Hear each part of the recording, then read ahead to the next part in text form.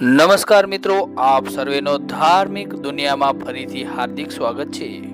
મિત્રો, વૈશાખ મહિનાની અમાસ એટલે શનિ જયંતિ, અને આજે આપણે વાત કરીશું ન્યાયના દેવતા શનિદેવ સાથે સંકળાયેલ કથા અને શનિ જયંતિના દિવસે શનિદેવને પ્રસન્ન કરવાના ઉપાય વિશે, કે જે ઉપાયો કરવામાં આવે તો શનિદેવ તમને પરેશાનીઓમાંથી છુટકારો આપી શકે છે.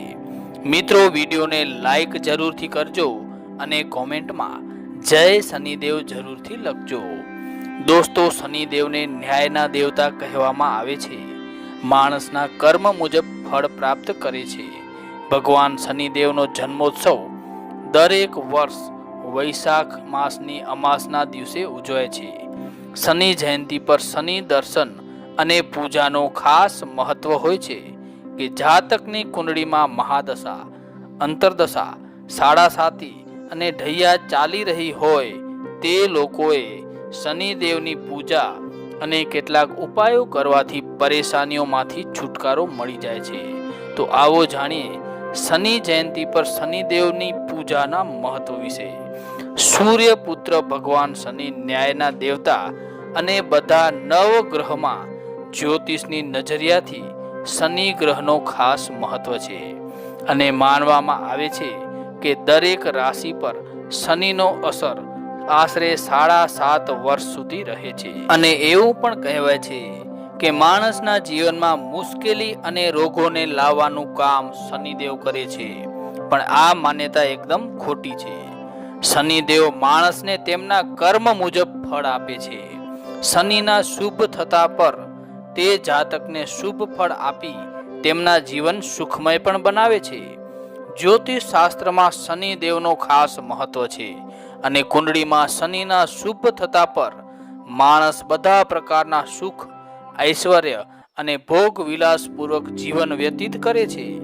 તેમજ કુંડળીમાં શનિ અશુભ થતા પર માણસને સમાજમાં અપયશ, બુરાઈ, રોગ, આર્થિક પરેશાની, ઘરેલું કલેશ અને બધી પરેશાનીઓનો સામનો કરવો પડે છે. શનિ ન્યાયપ્રિય દેવ છે. તે કોઈની સાથે ક્યારેય પણ અન્યાય થવા દેતા નથી. મિત્રો, શનિના દોષથી દૂર રહેવા માટે હનુમાનજીની પૂજા કરવાનું વિધાન છે, પણ તેની સાથે શિવજીની પણ ઉપાસનાનો મહત્વ રહેલ છે. દોસ્તો, શનિદેવને પ્રસન્ન કરવા માટે શનિદેવની મૂર્તિનો તેલથી અભિષેક કરવામાં આવે છે.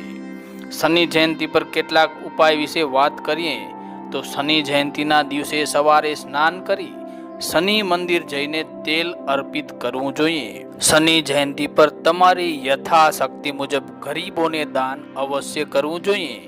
શનિ જયંતિના દિવસે શનિદેવના મંત્ર ઓમ શનૈશ્ચરાય નમઃ આ મંત્રના જાપ જરૂરથી કરવા જોઈએ. તલના તેલ, કાળા તલ, કાળા અડદ કે લોખંડની વસ્તુ દાન જરૂર કરવી. શનિથી સંકળાયેલ દોષ દૂર કરવા કે પછી તેમની કૃપા મેળવવા માટે શિવજીની ઉપાસના એક સિદ્ધ ઉપાય છે. નિયમપૂર્વક શિવ સહસ્ત્ર નામ કે શિવ પંચાક્ષરી મંત્રનો પાઠ કરવાથી શનિના પ્રકોપનો ડર દૂર થાય છે અને બધી મુશ્કેલીઓ પણ દૂર થાય છે. જે લોકોની કુંડળીમાં શનિથી સંકળાયેલા દોષ રહેલા છે તો તે દોષને દૂર કરવા માટે શનિવાર અથવા તો શનિ જયંતિના દિવસે સુંદર કાંડનો પાઠ કરવું જોઈએ, અને હનુમાન મંદિરમાં જઈને તમારી ક્ષમતા પ્રમાણે મીઠો પ્રસાદ વહેંચવો જોઈએ. મિત્રો, શનિ જયંતિનો દિવસ શનિદેવને પ્રસન્ન કરવા માટે ઉત્તમ દિવસ માનવામાં આવે છે, જેમાં નાની મોટી પનોતી હોય, મહાદશા કે અંતરદશા હોય, શનિ કુંડળીમાં કોઈ પણ રીતે પ્રતિકૂળ હોય તો તેમની ભક્તિ કરવી વધુ સારી કહી શકાય છે. શનિદેવને દંડનાયકની ઉપમા આપવામાં આવી છે, જે સારા કે ખોટા કર્મ અનુસાર ફળ આપી સૃષ્ટિના નિયમનું પાલન કરે છે.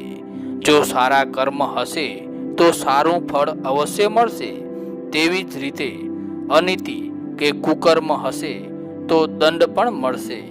માટે ભય નહીં, પણ ભક્તિ રાખી અને કર્મમાં ધ્યાન રાખવું જોઈએ. મિત્રો, હવે શનિ ગ્રહ સાથે સંબંધિત કથા વિશે વાત કરીએ તો પ્રથમ આવે છે પીપલદ ઋષિ અને શનિદેવની કથા, જે આ મુજબ છે. પીપલ ઋષિ, જે ઋષિપુત્ર અને એક મોટા તપસ્વી પણ હતા, તેમના જન્મકાળ દરમિયાન તેમના પિતા મૃત્યુ પામ્યા હતા. પિતાની ગેરહાજરીથી તેમણે ઘણી વ્યથા વેઠવી પડી હતી. એકવાર તેમણે આ બાબતે દેવતાને પૂછ્યું કે મને કેમ બાલ્યા અવસ્થામાં પિતાની ગેરહાજરીથી પીડિત થઈ અને આ કષ્ટ ભોગવવું પડ્યું. ત્યારે દેવતાઓએ કહ્યું કે તેમણે શનિની દ્રષ્ટિથી પીડિત થવાથી આમ બન્યું. ત્યારે પીપલદ ઋષિ અતિ ગુસ્સાથી પોતાના તપોબળની દ્રષ્ટિથી આકાશ મંડળમાં સ્થિત શનિ ભ્રમણ પર દ્રષ્ટિ કરી, જેના તપોબળથી શનિદેવ પડી ગયા અને એક પગે ઈજા થવાથી પંગુ પણ બન્યા. જ્યારે પીપલદ ઋષિ આવેશમાં આવીને શનિદેવને શ્રાપ આપવા જાય છે, ત્યારે બ્રહ્માજી પ્રગટ થાય છે અને પીપલદ ઋષિને શાંત પાડે છે અને સમજાવે છે કે શનિદેવ કર્મ આધારિત ફળ આપે છે. તો પીપલદ ઋષિ શાંત થાય છે અને શનિદેવને કહે છે, તમે કોઈ પણ બાલ્ય અવસ્થા દરમિયાન આટલું વિકટ દંડ ના આપો.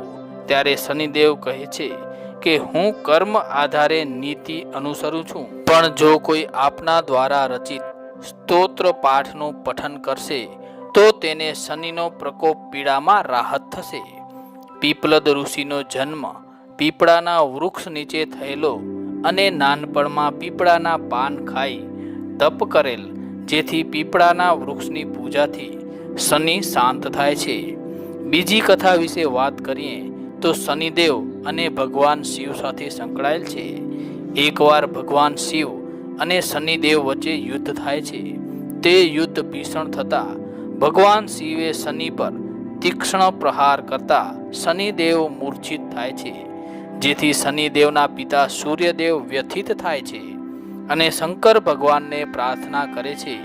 ત્યારે શનિદેવ સ્વસ્થ થાય છે અને શંકર ભગવાનની માફી માંગે છે અને કહે છે કે હવે હું કોઈને પણ દંડ કરીશ ત્યારે તમને યાદ કરીશ અને વધુ કઠોર દંડ નહીં કરું. ત્યારથી શનિની કોઈ પણ પ્રકારની પ્રતિકૂળતા વખતે શિવ ભક્તિ યોગ્ય બને છે. આગળ ત્રીજી કથા વિશે વાત કરીએ તો હનુમાનજી અને શનિદેવ સાથે સંકળાયેલી છે આ કથા. એકવાર હનુમાનજી પોતાના કાર્યમાં વ્યસ્ત હતા, ત્યારે શનિદેવ ત્યાં આવી ખલેલ પહોંચાડતા હતા. ત્યારે હનુમાનજીએ તેમને રોક્યા, પણ શનિદેવ ના માન્યા, જેથી હનુમાનજીએ તેમને પોતાની પૂંછ વડે પકડી રાખી જમીનમાં પટકાવ્યા. તેથી શનિદેવને પીડા થઈ.